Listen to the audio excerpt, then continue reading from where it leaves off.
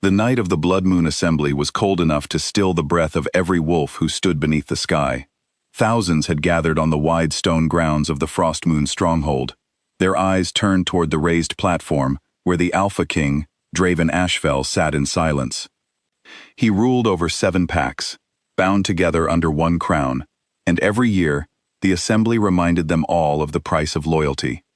Among the crowd, near the back where the lowest ranks always stood, was a young woman named Elira Vane. She wore a plain gray cloak, the kind given to servants, and kept her head bowed the way she had learned to do for 3 long years. No one looked twice at her. That was exactly how she needed it to be. Elira was not truly a servant. She had been born into the Vane pack, a bloodline the kingdom believed had ended in fire and blood many years ago. When her family's territory fell, she was only a child, hidden by her mother in a servant's cart, and smuggled into Ashfell land. Since then, she had scrubbed floors, carried water, and stayed silent, praying that no one would ever look closely enough to see the truth burning quietly beneath her plain gray hood. But secrets, no matter how carefully kept, have a way of surfacing at the worst possible moment. That night, as the king accepted the loyalty oaths of pack after pack, a commotion broke out near the servants' line. Beta Commander Kael Marrow, a sharp-eyed and ambitious wolf who had long resented the king's quiet, unreachable nature, pushed through the crowd with 2 of his men.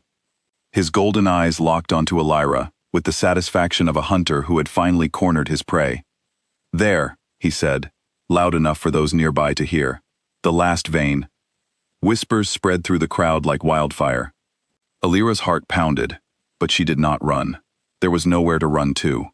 Kael seized her by the arm and dragged her forward, past rows of watching wolves, until she stood exposed before the entire assembly.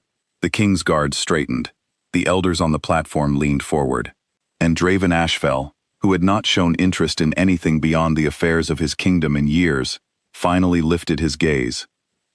"This girl," Kael announced, his voice ringing across the stone grounds, "has hidden her bloodline from this kingdom for years. The Vane line was cast out for treason. By ancient law, she must kneel before the throne and submit, as all traitors do." A ripple of unease passed through the crowd. The submission of the unworthy was a ritual few had seen performed. It was reserved for the gravest offenses, a public humiliation meant to remind everyone watching what happened to those who defied the crown. Elira lifted her chin. Her arms trembled, not from fear, but from 3 years of exhaustion finally catching up to her all at once. She had done nothing wrong except survive. Yet here she was, about to be forced down in front of thousands, punished for a war she had not started and a crime she had never committed. "Kneel," Kael commanded, his hand pressing down hard on her shoulder. She resisted for as long as her strength allowed. But his grip was firm, backed by rank and fury, and slowly, painfully, her knees met the cold stone. The crowd fell silent.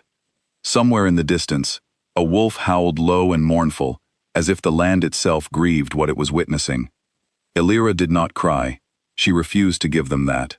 Instead, she lifted her eyes toward the platform, toward the king who had the power to stop this with a single word, and found him already staring back at her.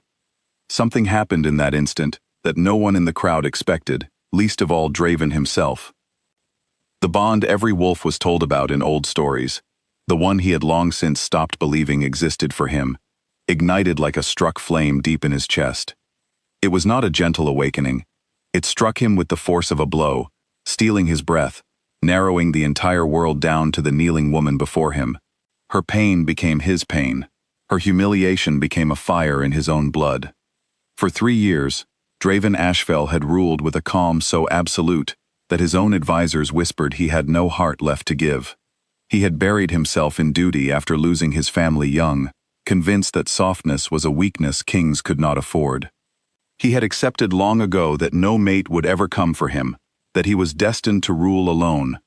He had been wrong. The king rose from his throne. The movement was so unexpected that the entire assembly seemed to hold its breath as one. Kael Marrow, still gripping Elira's shoulder, faltered, confusion crossing his sharp features. "Your Majesty," Kael began, "the ritual is not yet." He did not finish the sentence. Draven was already moving, descending the platform steps with a slow, deliberate stride that carried the weight of absolute authority. The crowd parted before him without needing to be told. Every step echoed across the silent stone grounds, and every wolf present felt the shift in the air, the sense that something unprecedented was about to unfold. He stopped before Alira. For a long moment, he simply looked at her, at the dirt on her cloak, at the proud, unbroken set of her jaw despite everything that had been done to her. Then, in front of 7 packs, in front of elders and commanders, and every soul who had come to witness the assembly, the Alpha King knelt down beside her. Gasps rippled through the crowd like wind through dry grass. No king in the kingdom's recorded history had ever knelt before anyone. It was said the position was reserved only for the truly desperate or the truly devoted, and Draven Ashfell had never been either. Until now. "Release her," Draven said, and though his voice was quiet, it carried across the entire grounds with unmistakable command. Kael's hand fell away from Alira's shoulder, as though burned. Draven turned to her, ignoring the stunned silence surrounding them, ignoring the weight of 1,000 eyes. His voice, when he spoke to her, was gentler than anyone present had ever heard it. "Are you hurt?" Alira, still kneeling, still trying to understand what was happening, could only shake her head. Her voice, when it finally came, was barely above a whisper. "Why are you doing this?" "Because you are mine," he said simply, "and no one kneels before me while I remain standing above them. Not you, not ever again." He rose, and gently, carefully, he helped her to her feet, steadying her when her legs threatened to give out beneath her. Then he turned to face the assembly, his arms still supporting her, his expression carved from the same iron will that had built his kingdom. "This woman," he announced, "is Alira Vayne, and she is my fated mate." The declaration struck the crowd like thunder. Elders exchanged stunned glances. Pack leaders, who had spent years trying to arrange political matches for the king, now watched their carefully built plans crumble in an instant. Somewhere near the platform, an old woman pressed a hand to her heart, tears gathering in her eyes at witnessing something she had believed she would never see in her lifetime. Kael Marrow, sensing his opportunity slipping away, tried one final desperate move. "Your Majesty, the law regarding the Vayne bloodline was written by men protecting their own power," Draven cut in, his tone turning cold enough to silence the Beta commander instantly. "A law that punishes a child for surviving a tragedy she had no part in creating is not justice. It is cruelty dressed in tradition, and I will not honor it." He looked out at the crowd, his gaze sweeping across every pack leader present. "From this night forward, the Vayne bloodline is restored in full honor. Any wolf who raises a hand against Alira, in word or deed, answers directly to me." Then he turned to Kael, and something in his expression made even the confident Beta commander take a step back. "As for you, you dragged my mate before this assembly and forced her to her knees. You will be stripped of your rank, effective immediately, and you will leave this territory before sunrise." The silence that followed was heavy enough to feel. No one dared object. No one dared even breathe too loudly. Kael, pale and shaking with fury he could not express, bowed stiffly and retreated into the crowd, his men following close behind, their heads down in shame. Alira stood beside Draven, still trying to comprehend the sudden and complete reversal of everything she had believed her life to be. Only moments ago, she had knelt in humiliation before thousands, certain her secret would be the end of everything she had worked to protect. Now she stood beside the most powerful wolf in the kingdom, declared as his mate before the entire world. "You didn't have to do this," she whispered, once the crowd's attention had shifted enough to grant them a moment of privacy. "You don't even know me." Draven looked down at her, and for the first time that night, something like a smile touched his features, small and unfamiliar, as though he were relearning how to make the expression after years of disuse. "I know that when I saw you forced to your knees, something in me broke that I did not know could still break. I know that the bond does not lie, even to a man who stopped believing in it long ago.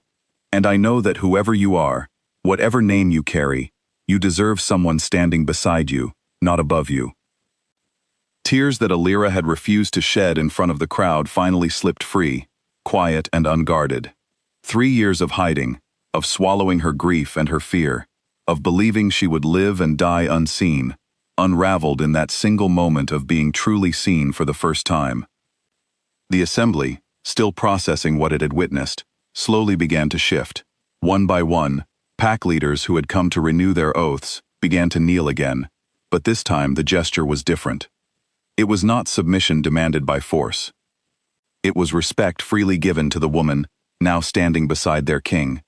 Even the elders who had questioned the wisdom of the moment found themselves bowing their heads, recognizing that history had just been rewritten before their eyes. Later that night, after the assembly had ended and the grounds had emptied, Draven led Alira to the quiet gardens behind the stronghold, away from the noise and the whispers that would surely follow them for weeks to come. The moon hung high and silver above them, casting soft light over the frost-covered plants. "I have spent years being told that a king cannot afford softness," Draven said, breaking the comfortable silence between them. "That love was a weakness that would be used against me. I built walls so high I forgot what it felt like to want something simply because it made my heart feel less empty." Alira turned to face him fully, her earlier exhaustion giving way to something warmer, something that felt dangerously close to hope. "And now? Now I understand that the greatest strength I could ever hold is standing beside someone rather than ruling over them," he said. "You never begged tonight, even when they forced you down. You knelt, but you never broke. That is not weakness, Alira. That is the kind of strength this kingdom has been missing." He reached for her hand, and she let him take it, her fingers curling around his without hesitation, as though some part of her had been waiting for this moment, long before she understood what she was waiting for. "I promise you this," Draven continued, his voice steady with a certainty that left no room for doubt. "No one will ever force you to your knees again. Not while I stand. And if the day ever comes that the world tries to make you kneel once more, I will be right there beside you, kneeling too, because that is what it means to be equals. That is what it means to be mates." Alira felt the weight of 3 years of hiding finally lift from her shoulders, replaced by something she had never allowed herself to hope for, a future where she did not have to disappear to survive. The following morning, as the sun rose over Frostmoon territory, word had already spread across all 7 packs. The story of the Omega servant who was truly a lost heir, and the Alpha King, who knelt before his people to stand beside her, traveled faster than any messenger could carry it. Some called it the beginning of a new era. Others called it the moment the kingdom finally remembered what true strength looked like. But for Alira and Draven, standing together on the balcony, overlooking the stronghold as the light broke gently over the horizon, it was simply the beginning of forever, a forever neither of them intended to face alone.